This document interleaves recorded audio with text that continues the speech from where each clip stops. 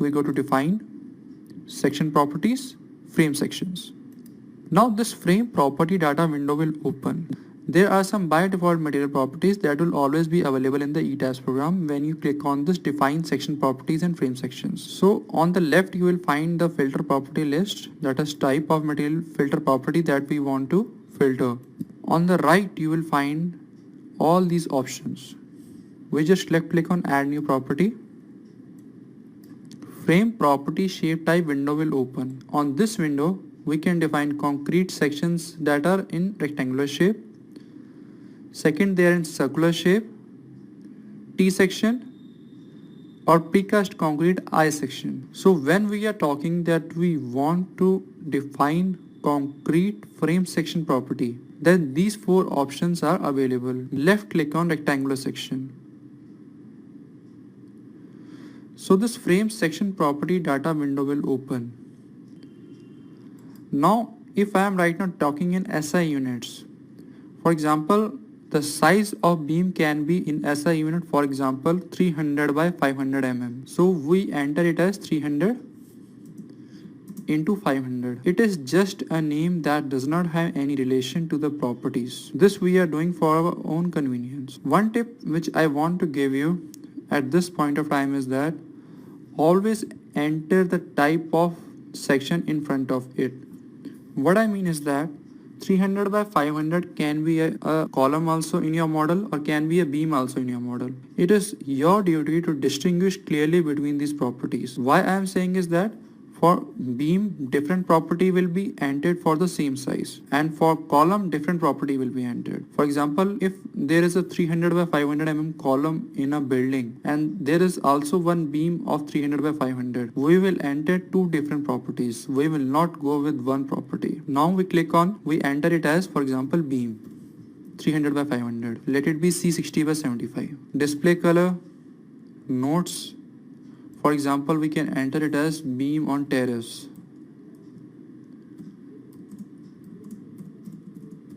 This option is just for a convenience or to remember what exactly or why we have modeled this beam. Now, these three are the most important options in defining a frame section. On the left, you will find the section dimensions. We can enter a section dimension as 500. Width is 300 mm. On the right, we will first go with reinforcement. When we left click on modify show rebar, as this is a beam, we need only M3 design. Rebar material we can go ahead, for example, FE500. Confinement bar ties, we can click on confinement bar ties is also FE500. Cover to longitudinal rebar group, it is for example 35 mm. Reinforcement area overrides for ductile beam. We left click on OK option. So we have entered the beam name, we have entered the concrete, we have entered the rebar or reinforcement, we have entered the cover, and we have entered the size, and we have entered the section shape. In the last, if we want to enter the cracking data, for example, the cracking analysis is done in different manners for European code, it is done in different manner for Indian code, it is done in different manner for ACI code. For example, ACI code, the modification factors are 0.35 and 0.7. For Europe code, the modification factors are 0.5. That is what exactly we are doing. We are decreasing the stiffness of a section. To decrease the stiffness of section, that is E into I, we can decrease the moment of inertia. For example, let it be a frame section as per the Euro code. What we can do is that we can enter 0.5 here. Mass factor is 1, weight factor is 1, torsional constant is 1, shear area is 1 in both the directions, and axial area is also 1. What exactly 1 means? It is a multiplication factor to the actual property. What exactly I mean is that when we left click on OK option, so if the area is 1500 and for AS2 and AS3 it is 1250, so when we are going ahead with 1, it is only 1500 and 1250 only. It will not be multiplied by any factor. So when we go ahead with I33 and I22, actual I22 and I33 is this data, but in the analysis it will be multiplied by this to take into effect the cracking analysis.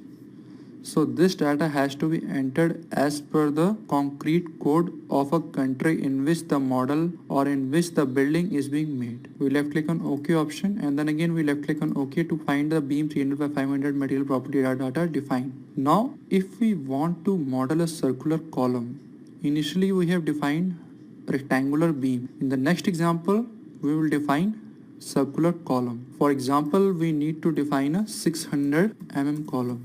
Material can be C25 by 30. Diameter can be 600. When we click on this option, we will see that this option is grayed out. What exactly happening is that circular beams does not exist. Only circular columns exist. But for rectangular shape, both beams and column exist. So for circular sections, only column option is available. We left click again to select the grade of reinforcement. Now reinforcement configuration can be either rectangular or circular. For circular column, obviously the configuration has to be circular. We can either go ahead with ties or spirals. We can either enter reinforcement to be checked or reinforcement to be designed. If you are designing a model, it is always suggested that you enter reinforcement to be designed. If you are modeling a structure which has already been made and you are doing structural assessment of that building, then you can enter reinforcement to be checked. In that case, if the reinforcement fails, then the ETABS will show that the reinforcement that has already been put in the structure or already casted in the structure is not sufficient. You need to do strengthening. Clear cover can be 40 mm.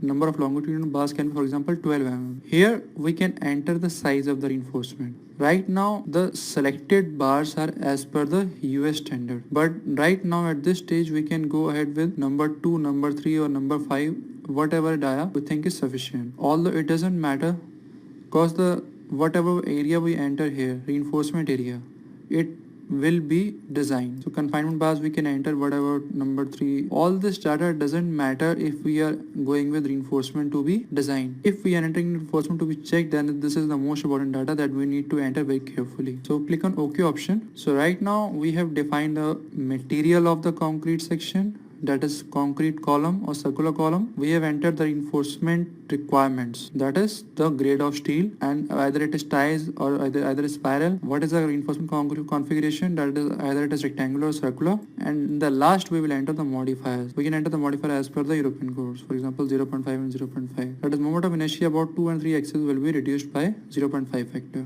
And this is the section properties for the selected sections. We left click on OK option, and then again we left click on OK option to find the concrete section here, and then again we left click on this concrete T section property. We can enter it as, for example, T beam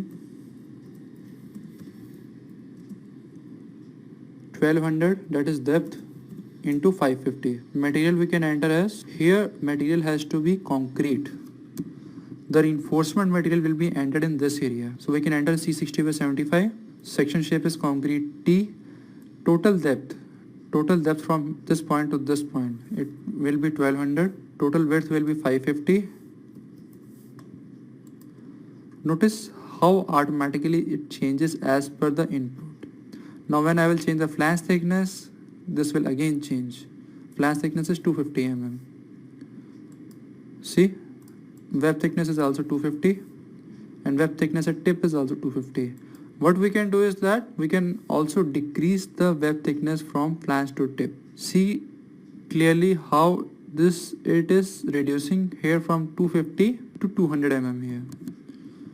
And then we click on modify show rebar. We can enter the reinforcement material HYST 500.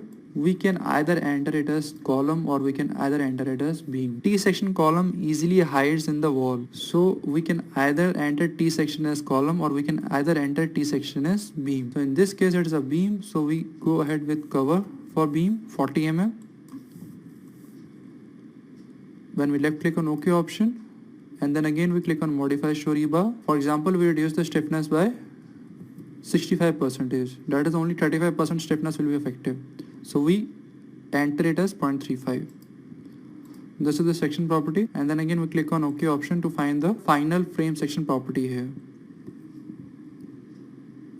Last we will study how to define the precast concrete I section. When we left click on I section, only and only this window will be available. Notice that reinforcement option is not available here. So to study this in detail, we click on material C25 by 30.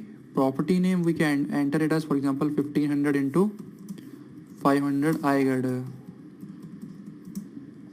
We enter it as B1, that is for example 1200. B2 we can enter it as 500. B4 is the curve from this point to this point. Let it be entered as 150 mm. D1 is the height of the I girder. Let it be for example 1500 mm. Notice that this height automatically changes. D2 is from this point to this point. That is, for those who don't know the difference between web and flange, this is the web and this is the flange, and this is also flange. This is the top flange, this is the bottom flange. We enter D2 as 250 mm. D3 we can enter as the difference between this point and the point after which it gets linearly intersected to the web. 150. D4, although we can enter it as 0, but we will enter it as 150 mm. D5 is the distance from this point to this point. Let it be 150. And D6 is the distance from this point to this point. We can enter as 250. So this is the I section that we have entered here. We can also enter the modifier or stiffness modification factors. We can enter as, for example, 0.75, 0.75. Please note that this is only a random data. You have to enter this data as per your country codes. For ACI 31814, this data is different. For EC2, that is EN 1992, this data is different. For IS 456, this data is different.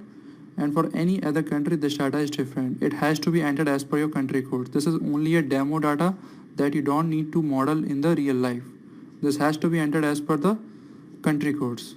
We left click on OK option, and then again we left click on OK option to find this girder here. So right now in this tutorial we have learned how to define the concrete beam, how to define the concrete column for rectangular section. Second, how to define the circular column section. Third, how to define the concrete T-beam and how to define the concrete T-column.